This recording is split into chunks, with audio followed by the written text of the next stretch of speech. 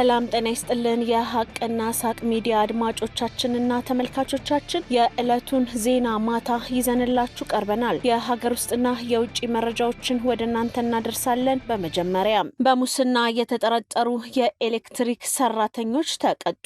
የኢትዮጵያ ኤሌክትሪክ አገልግሎት ከሙስናና ብልሹ አሰራር ጋር በተያያዘ በ54 ሰራተኞቹ ላይ እርምጃ መውሰዱን ገልጿል። በ2018 በጀት ዓመት የመጀመሪያዎቹ 5 ወራት በዲጂታል አማራጮች ከህብረተሰቡ በደረሱ ጥቆማዎች መሰረት ነው እርምጃው የተወሰደው። በዚህም መሰረት 5 ሰራተኞች ከስራ ሲሰናበቱ 37ቱ የደሞዝ ቅጣት፣ 12ቱ ደግሞ ከቦታ ዝውውርና ማስጠንቀቂያ ተሰጥቷቸዋል። ተገልጋዮቹ በአገልግሎት አሰጣጥ ላይ የሚያጋጥማቸውን የሙስና ችግሮች በተቋሙ የዲጂታል መተግበሪያዎች በኩል ጥቆማ መስጠታቸውን እንዲቀጥሉም ተቋሙ አሳስቧል።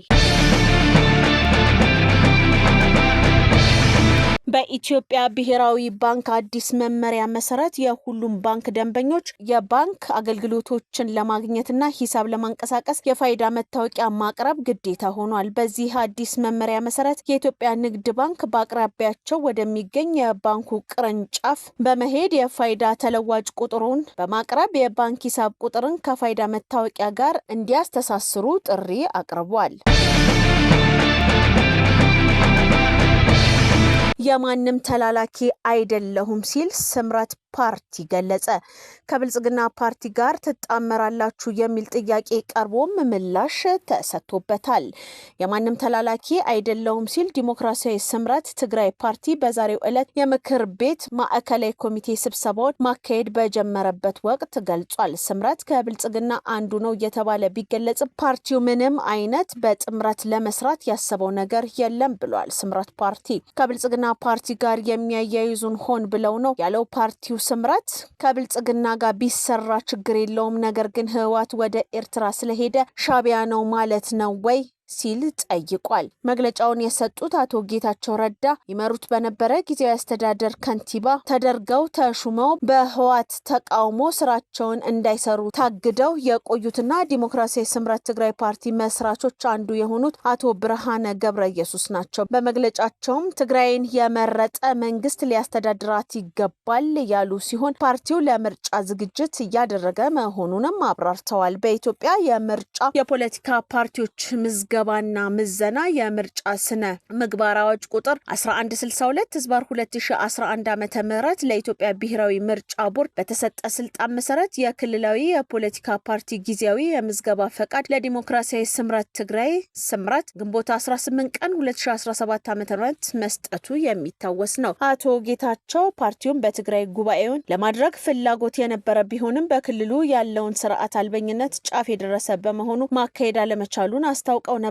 ለመሆኑ ከሌሎች ፓርቲዎች ጋር የመጣመር ፍላጎት አላችሁ ወይ? ይህንን ጥምረት ከብልጽግና ፓርቲ ጋርም ቢሆን ልታደርጉ ትችላላችሁ ወይ? በሚል ለቀረበላቸው ጥያቄ አቶ ብርሃን በምላሻቸው ከሌሎች ፓርቲዎች ጋር ጥምረት ስለመፍጠር በሂደት የምናየው ጉዳይ ነው ብለዋል። ከብልጽግና ፓርቲ ጋር የሚያያይዙ ግን ሆን ብለው ነው ያሉ ሲሆን ስምረት ከብልጽግና ጋር ቢሰራ ችግር የለውም፣ ነገር ግን እንደ ህወሓት አመራሮች ከሌሎች ሀገራት ጋር ሆኖ ሀገርን ለማጥቃት ማሰብ ነው ሊኮነን የሚገባው ሲሉም ተናግረዋል። ስምረት ፓርቲ ፕሬዝዳንት አቶ ጌታቸው ረዳ ስምረት ፓርቲን ያቋቋሙት ደብረጽዮን ገብረ ሚካኤል የሚመሩትን የህወሓት ቡድን በተራዘመ የአስተዳደር ግልበጣ ሴራ ከጊዜያዊ አስተዳደሩ ፕሬዝዳንት መንበራቸው እንዲለቁ ግፊት ስለተደረገባቸው መሆኑን መግለጻቸው ይታወሳል። የትግራይ ጸጥታ ኃይል ስምረት ፓርቲ በአፋር ክልል የሚንቀሳቀሰውን የትግራይ ታጣቂ ቡድን ይመራል በማለት ካሁን ቀደም መወንጀሉ አይዘነጋም። ስምረት በበኩሉ አመራር የሚሰጠው አንድ ታጣቂ ቡድን በስሩ እንደሌለ ገልጾ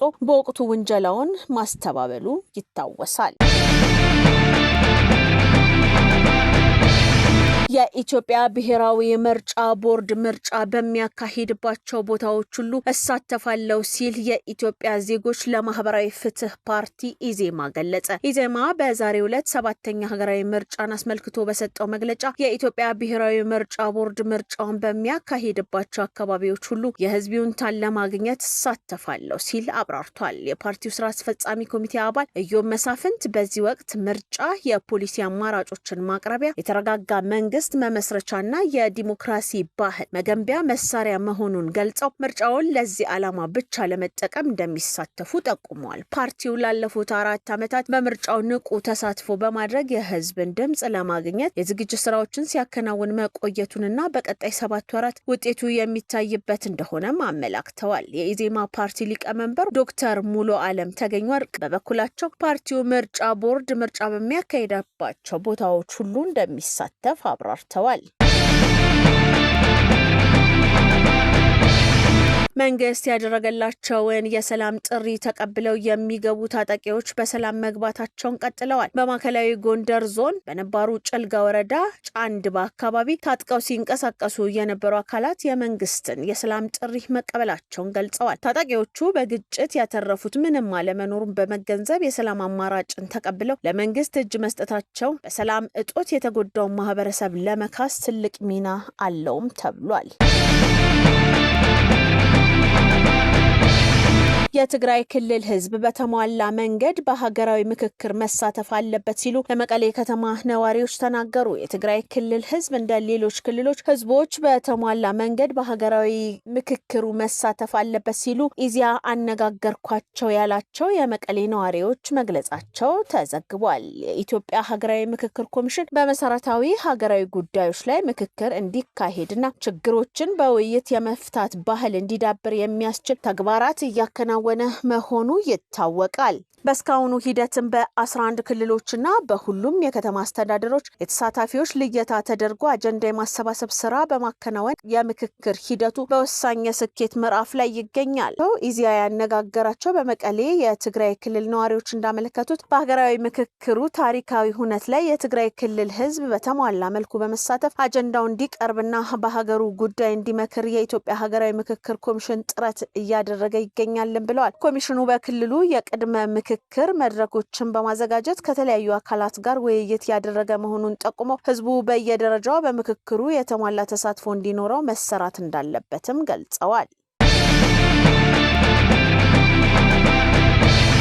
ኢትዮጵያ የ2027ቱን የአፍሪካ ወጣቶች ጨዋታ አዘጋጅ ሆና ተመረጠች። በአንጎላ ሉዋንዳ እየተካሄደ ከሚገኘው የአፍሪካ ወጣቶች ጨዋታ ጎን ለጎን በተጀመረው የአኖካ ጠቅላላ ጉባኤ የ2027ቱን የአፍሪካ ወጣቶች ጨዋታ ለማዘጋጀት ኢትዮጵያ ያቀረበችው ጥያቄ ተቀባይነትን አግኝቷል። የአፍሪካ ኦሎምፒክ ኮሚቴ የአኖካ ጠቅላላ ጉባኤ በሙሉ ድምጽ የኢትዮጵያን ውድድሩን የማዘጋጀት ጥያቄ አጽድቋልም ነው የተባለው። ጥያቄውን ያቀረቡት የኢትዮጵያ ኦሎምፒክ ኮሚቴ ፕሬዝዳንትና የአፍሪካ ፓርላማ ምክትል አፈ ጉባኤ ዶክተር አሸብር ወልደ ጊዮርጊስ ውድድሩን ለማዘጋጀት የኢትዮጵያ መንግስት ቁርጠኛ መሆኑን አረጋግጠዋል።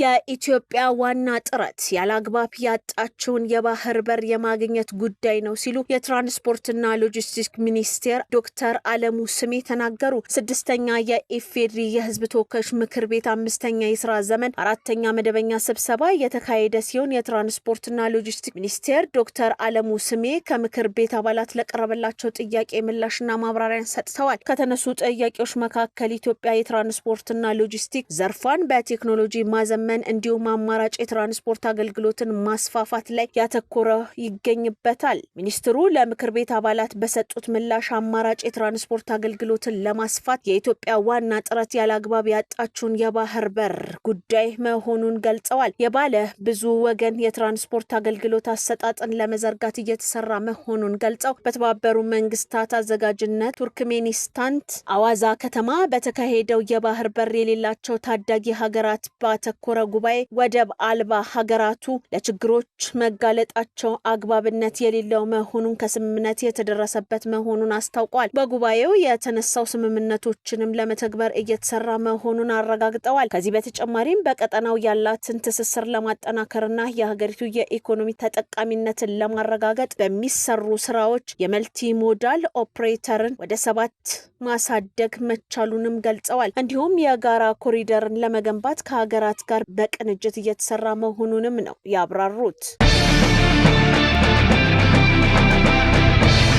የሱዳን ፈጥኖ ደራሽ ጦር ቀጠናውን እየረበሸ ነው ሲሉ ኢሳያስ አፈወርቂ ተናገሩ። የኤርትራው ፕሬዝዳንት ኢሳያስ አፈወርቂ ወደ ሳውዲ አቅንተው ከሳውዲ አልጋ ወራሽ መሐመድ ቢን ሳልማን ጋር ውይይት ማድረጋቸውን ተከትሎ ለአንድ ሚዲያ በሰጡት ቃለ ምልልስ የሱዳን ፈጥኖ ደራሽ ጦር ከበርካታ ሀገራት የጦር መሳሪያን እየፈለገ መሳሪያ እየጎረፈለት ይገኛል ያሉ ሲሆን ይህ ኃይል ለሱዳን እንዲሁም ለቀጠናው ከባድ ስጋትን ደቅኗል ሲሉ መናገራቸውን ተገልጿል። ፈጥኖ ደራሽ ጦሩ በሱዳን ሲቪሊያንን እየገደለ ነው፣ አስገድዶ መድፈር እየፈጸመ ነው። ለዚህ ኃይል የሚደረገው የጦር መሳሪያ ድጋፍ መቆም እንዳለበት ለሳውዲ አልጋ ወራሽ እንደተናገሩ በቃለ ምልልሳቸው ላይ አንስተዋል። ኤርትራ ለሱዳን ወታደራዊ መሪ አልቡርሃን ድጋፍ እያደረገች መሆኑን ተከትሎ የሱዳን ፈጥኖ ደራሽ ጦር በኤርትራ ላይ እርምጃ እንደሚወስድ በተደጋጋሚ ማስጠንቀቂያ መስጠቱም ይታወሳል። የተወደዳችሁና የተከበራችሁ የሀቅና ሳቅ ሚዲያ አድማጮቻችንና ተመልካቾቻችን ዜና ማታ የተከታተላችሁትን ይመስል ነበረ። ቀሪ ዝግጅቶቻችን ይቀጥላሉ። ጥሩ ጊዜ ይሆንላችሁ።